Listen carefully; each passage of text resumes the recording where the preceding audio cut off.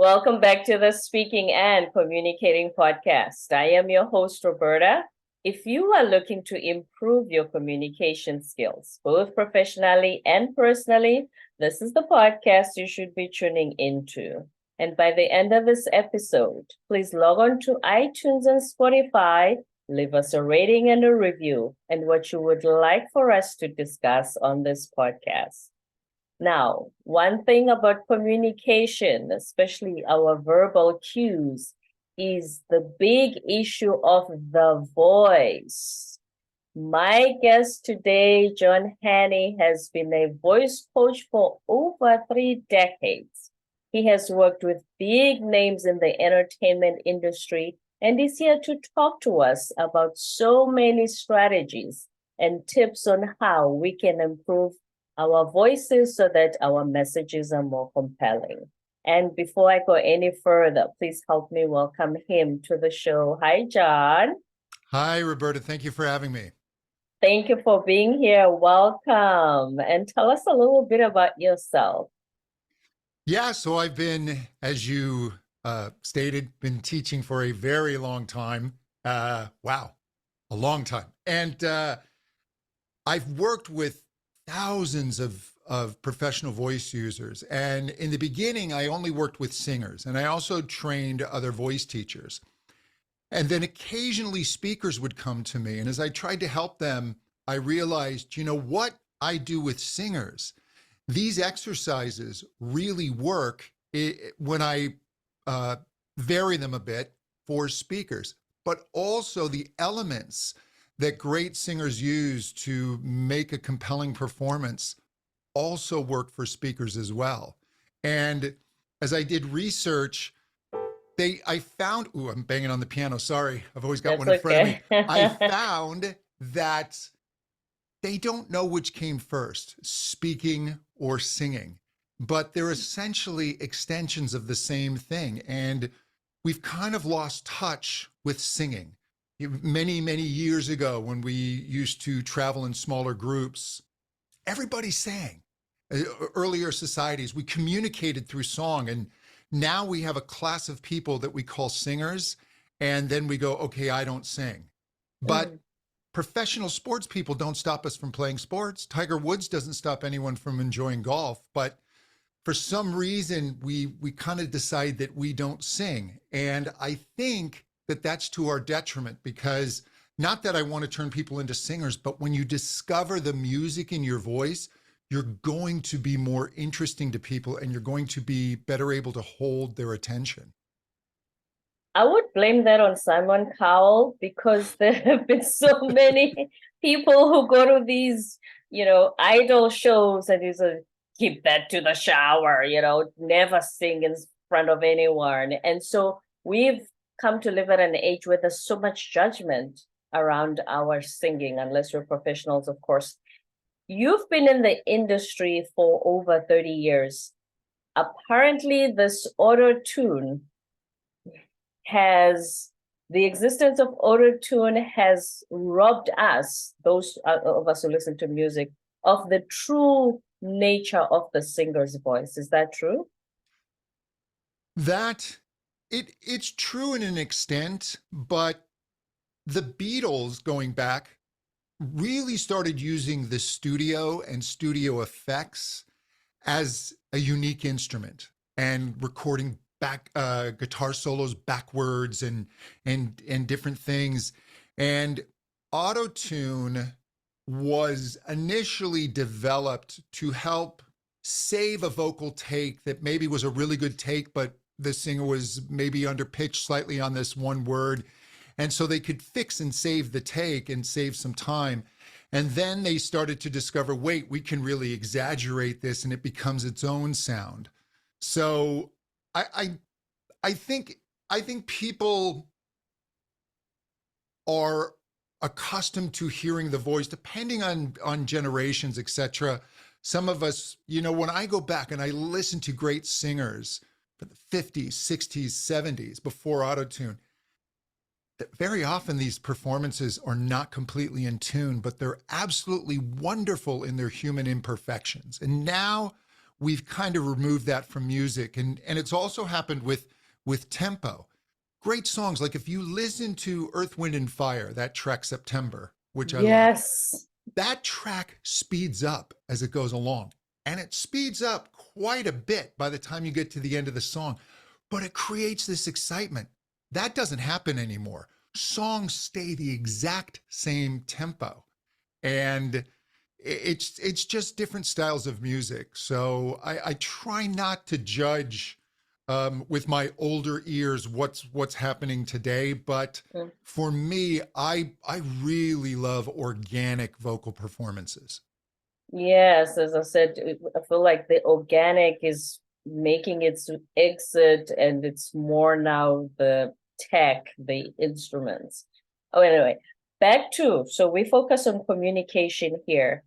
The thing about the voice, first of all, let's address why do so many of us, why are we not fans of our own voices? You know how you record a voice note, I record a voice note to you, but then I play it back and I'm like, ew, I sound terrible. How is John gonna listen to this? Why do we feel that way about our own voices? Because we hear ourselves very differently from the listener. When we are speaking, the sound is traveling away from us. And certain sound waves are a little slower, a little more circular, and may hit our ears in a different way. And other sound waves, we're hearing more reflections in the room. And also, we hear ourselves a bit conducted through the bone. That's a part of our own experience of our voice. And these are things the listener does not hear. So the listener's experience is different, because if you took that voicemail and you played it to me, I would say, well, yeah, that sounds like you. And so it's just getting used to what your voice sounds like. Now, if you don't like the sound of your voice truly, and you feel that maybe others don't like the sound of your voice, this is something that can be changed, and it's not terribly hard to do. There are just different adjustments you can make to bring out the full uniqueness of your voice.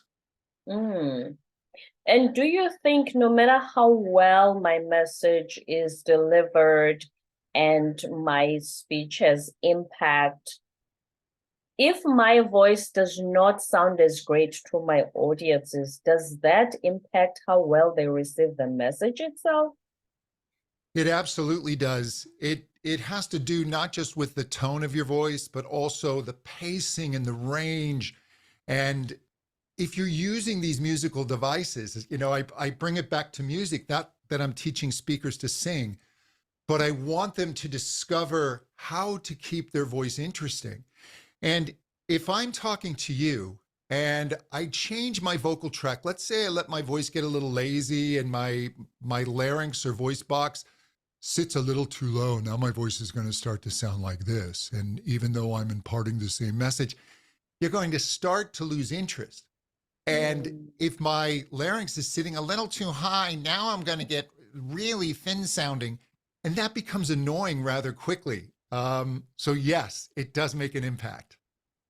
So do we have what we call my natural organic voice? You do. You do. Okay. There is a range, there's a pitch range where your voice is going to work optimally. And with singers, if a singer is singing the same note as another singer, those notes themselves are vibrating at the same frequency. They are the same pitch, but each person's going to sound unique on that pitch. And that's because we have different shaped vocal folds. So our vocal folds or vocal cords are going to be different. We also, and this is incredibly important, we have different shaped vocal tracts. And your vocal tract is essentially that tube of your throat, and then your tongue is this little divider, and your Mhm. mouth. There's a little bit of spillover into the nasal cavity, but that doesn't really change the voice much unless you're speaking really nasal. And the shape of this vocal tract is really what gives you so much of your vocal fingerprint and really determines your resonance, how your voice is going to carry. and the quality of your voice. And you can change the size and shape of this. As a matter of fact, as you're speaking and you're going from vowel to vowel, you're constantly changing the size and shape of this resonating tube. And you can just learn ways to make it optimal for your voice. Mm-hmm. And making it optimal, does that come with a certain level of confidence? Does your voice change depending on how confident you are in any situation? Yes, and I believe it also goes the other way. When you gain control of your voice, when a singer walks out and they know that they can just nail this song and they know that they can grab the audience, their confidence goes up.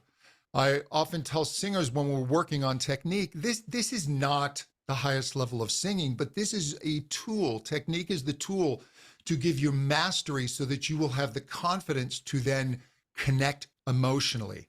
And so when your voice is working well, your confidence level is going to go up, and then you're going to better be able to emotionally connect with the listener. And we know that decisions and persuasion, it's almost all emotion. And then we'll rationalize it afterwards to kind of tell ourselves, yeah, I really thought about that decision, but so much of it really is emotion. Which is what we emphasize when presenting and giving speeches. We want to emotionally connect with the audience. But if we feel that our voice is not on par and we probably haven't trained it, is there something we can do before we start the speech in order to coach our voices, so to speak? So, one of the really quick things that I encourage everyone to do is go find a space where you can be silly and no one's going to hear you. And I want you to take a portion of your speech or what you're going to talk about. And I ask people to pretend they're in the world's worst musical.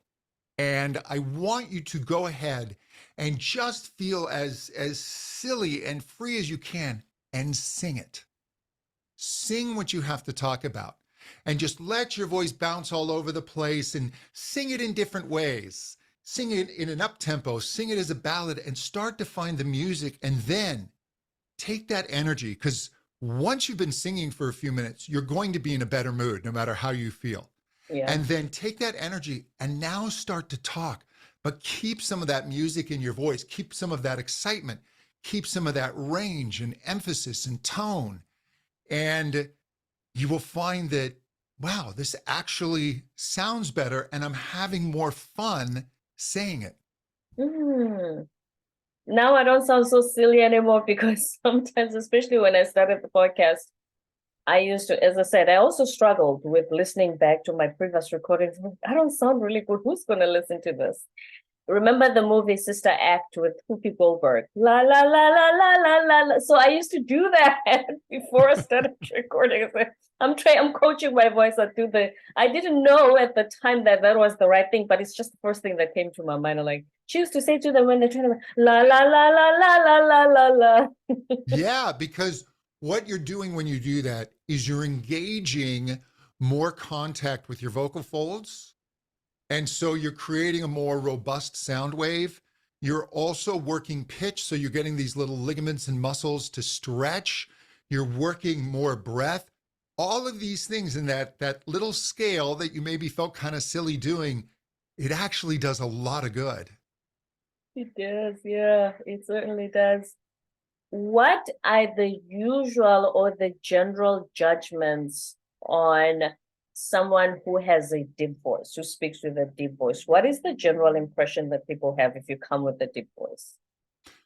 So psychologically, and this is true, deeper voices tend to project more authority.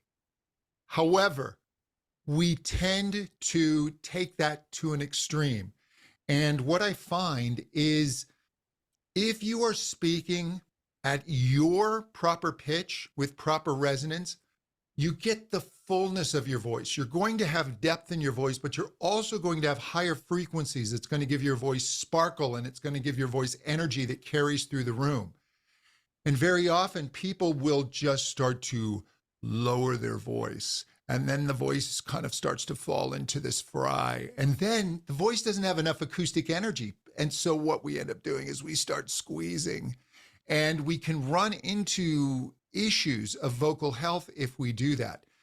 If you speak too low, it is going to be harder to be heard. Your voice is not going to carry. It's the high frequencies, it's the higher parts of your voice that get your voice over the ambient sound. That's why people who kind of speak like this are very hard to hear in a busy restaurant. They're talking and you're pretending you're listening, but you can't hear them because we need those high frequencies that comes up and over the noise in the restaurant. Mm-hmm. And so if the impression is that it has more authority, does that mean a soprano voice? If you speak that way, generally you are not taken seriously by whoever is listening? Or what is that? What is that their impression of you if you speak with a soprano voice? So that would usually, yes, it wouldn't carry as much authority. That I find doesn't tend to be the biggest issue. Most people, believe it or not, even if they feel like they're speaking kind of high, they're really not at their proper speaking pitch. They're usually a little bit under, but it's not that I want to speak high, right? Because I'm going to speak at the exact same pitch. I'm not going to change pitch, but I'm just going to change my vocal tract, and suddenly it's very different. Yeah. So it's getting at the proper pitch, but then it's also finding the fullness of the resonance of the voice. And when you find and learn how to tap into your resonance, the deeper parts of the voice will be there. You talk about breathing in your YouTube channel when it comes to voice. When they talk about the diaphragm, that you have to breathe from the diaphragm, is that for singing, and can it be applied for speaking as well? Yeah, that's a really interesting one because it's rather controversial because the diaphragm only is a muscle of inhalation. What it does is it sits at the bottom of your lungs and it's like a dome.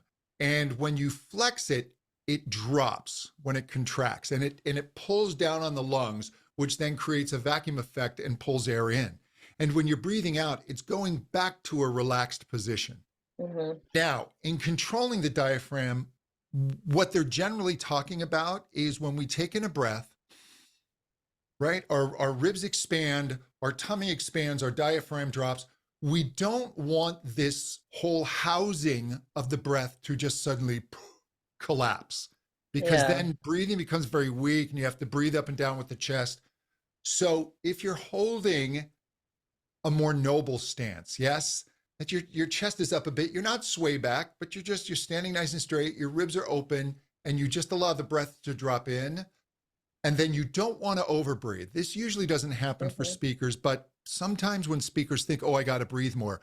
No, you don't want to overbreathe, because if I take in too much air, well, now there's an elastic recoil in the lungs, and the lungs are going to quickly dispel of that excess air. So you're going to, suddenly air is going to come rushing out and you're going to lose control. What you want is just a nice surprised breath, like you suddenly run into a friend you haven't seen in a long time. Oh, hi. Where we just kind of take in that nice, that's all the air you need. And then the key is, if your vocal cords are coming over and closing and you're getting this nice compression over this air, then it's very, very efficient. If the vocal folds aren't closing all the way, now you're going to run out of air really quickly. And the other thing we don't want to do is go the other way and compress. And when you start to run out of air, you almost feel like you're going dizzy as well when you've taken in too much. Yes. Yep.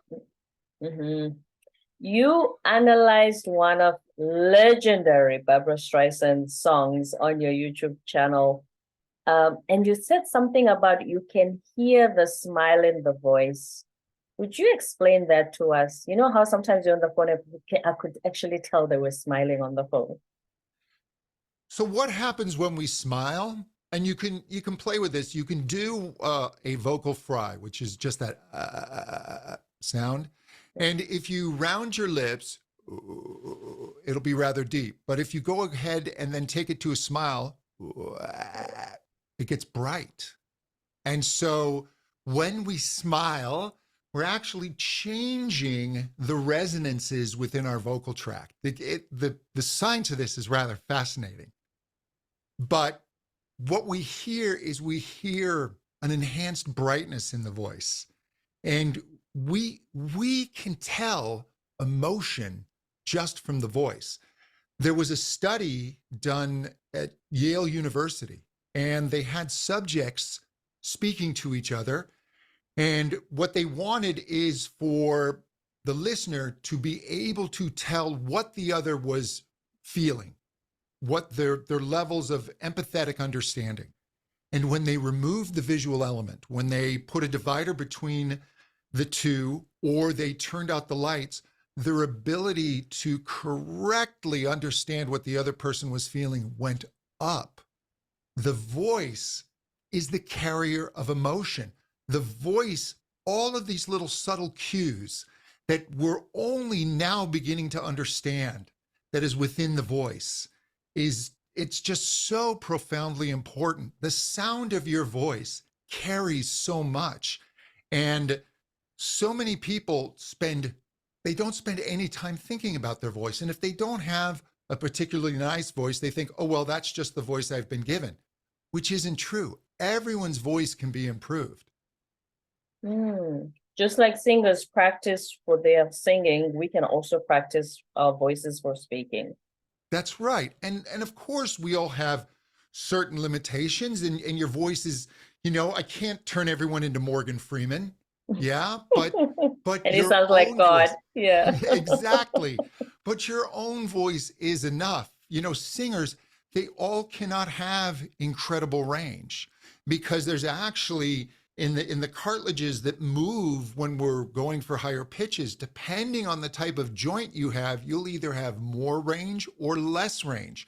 So if you have a type of joint that gives you more limited range, it's not that we can change the joint that you have, it's that we can find the best expression of you within that range. Let's talk about pace. Yeah. We emphasize it a lot in public speaking, that it helps you with remembering what you're going to say next and let the audience digest what you just said, because that's the first time they're hearing your speech, so that you don't rush it. What about pace is so important? So pace, usually when somebody has to get up and speak for the first time, and they're young, this is new to them, they're generally going to get nervous and they're going to speak too fast. So then they go, okay, I'm not going to do that. And then they try and slow everything down. And you will notice in great music, in great vocal performances, it's a mixture. You go, you build, you're coming up to a point, and then you pull back. You let the audience hear it. And so when you start to find the music in your voice and you start to use your voice like a great singer, and you begin to craft these performances, and I say the word performance not in some artificial way, but when you are infusing your voice with emotional intention, when you're connecting with the audience, when you're reading the audience, you'll know when to speed up, you'll feel when to pull back, and you're like a great jazz performer. You're making music in the moment, and pace becomes something that is organic, so that you're not trying to force a pace that worked on one audience on another, or that you're in one emotional state, or that you have one emotional intention and the pace is being artificially shoved into it. No, you allow your message, you allow the music of what you're saying to help dictate the pace. I don't know if you've been in the music industry for too long, but as I'm watching you, every time you speak, there's this rhythm, this perfect dance between your voice, your gestures, and the way your body moves as you speak. Is that something that comes with your vocal coaching? That's a great question. I was a voice teacher for a number of years, and I had performed in rock bands in different situations. But I went to an acting class, and it was acting through song. And I walk in the class, and there's an Oscar winning actress sitting in the seat just in front of me. I'm thinking, oh my gosh, I'm completely out of my element here. But I got up to the front, and I was kind of just doing these artificial gestures. And I remember the teacher very, very gently but firmly told me, leave your body alone. Let your body come naturally and your movements come naturally. She said, you're not thinking about what you're doing with your hands and your body when you're talking to a loved one or a close friend and you're telling them a great story.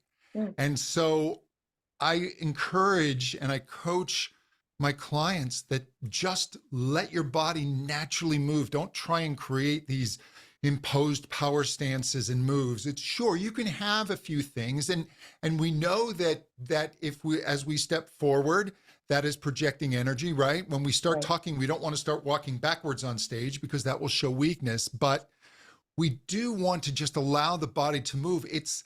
It's music, it's rhythm, it's dance, it's communication. We communicated with music, song, and dance, perhaps even before we communicated with speech. So allow it back into your person. Time to change those public speaking courses, because we so crucify people for their hand gestures and body language when they speak, and we say don't do too much of this and not enough of that, and hardly anyone says, you know what, just incorporate some of those, but let yourself be and how your body moves. This is the first time that I've heard it being put that way. Well, in defense of those courses, I will say, when people first get up, it's very hard to get to that natural place because being in front of people, it feels incredibly unnatural. And there's also, we can have fight or flight going. There's the fear of rejection. There are many things going through our mind. So to have something that you can say, okay, I'm going to step over this way. I'm going to move my hands this way. That can be helpful in the beginning, and that can give you some type of grounding. But ultimately, the more natural you are and the more honest and just connected, and we've all felt like that with speakers, where there are some speakers and we feel like, okay, it's a bit of a performance. And then there are other people where we forget that they're doing public speaking. They just have us entranced. And we're Right. listening to everything they say, and there's an honesty and there's a connection. And I think that's really the level that you want to try and get to. Authenticity is much more memorable than the theatrics. Not to knock anyone who does theatrics, by the way. Sometimes that can be entertaining and the audience would love it. Just, Sure. I think, just be yourself. Yes. And then one last thing, there's so many, I don't know how many people are back at the office, but there's still a lot of work on Zoom and virtual meetings. What would you say? Is there a perfect voice for being in a virtual meeting? Is there a way you can train your voice for your Zoom meetings? I think one of the keys, number one, is to reestablish your energy in a Zoom meeting. When we're with people, there's a natural give and take of energy. And one of the things that I will do when I go into a room, if I have to speak, is I'll look at each corner of the room and I think about projecting my energy to all four or all the corners of the room so that I'm really including everyone. When we get on Zoom, there's this camera and we kind of don't include the camera in our energy. We just kind of pull back and maybe our eyes are a little unfocused and we're not always looking right at the camera. And our energy is a little more contained. And what you need to do is embrace that camera. That camera is a person. Include it in your energy. In fact, push your energy beyond the camera. And when you feel that energy, it's going to help your voice. So that's the first thing I would do. And then the other things of the voice, finding the right pitch, all of those little devices still apply. But just keep the camera in your energy. Project your energy to the camera. And I'm sure that applies for speaking as well. And Absolutely. then, John, first, please give us last words of wisdom for someone who is singing regarding their voice and improving their voice. My advice for singers is to really keep your voice healthy and really respect your instrument. And if you find areas of your voice where it doesn't feel right, where you're going for notes and you think, I know I should be able to do this better. Maybe it hurts a little bit or it's making you hoarse. Seek out professional help because you can expand your range, you can eliminate cracks, you can improve your tone, you can do all of these things. But it sometimes just helps. I mean, I study with my own voice teacher. I still take lessons. So Right. it's having someone to help you. Every coach needs a coach. And Yep. then what we focus on, public speaking. What's your piece of wisdom for anybody who's speaking regarding their voice? Just know that your voice is what is going to truly connect you with the listener. And so when you walk out, I always have people just have a very clear emotional intention of what it is that they're going to do. So rather than just before you walk out, go, okay, I'm going to be real hyper, I'm going to be excited. No, what you say is, you know what? I'm going to go out and I'm going to inform, or I'm going to teach, or I'm going to celebrate. And you have these very strong action words that then can infuse your energy and infuse your voice and infuse your connection. Words of wisdom from John Henny, the voice coach of over 3 decades, who has worked with some big names in the entertainment industry. John, not just singers, but us public speakers as well. We truly appreciate your insights and your expertise. Thank you so much for being here today. Thank you so much. And before you go, where can we find you so that if we need more voice coaching, we know where to go? Yep, my main site is johnhenny.com, JOHNHENNY.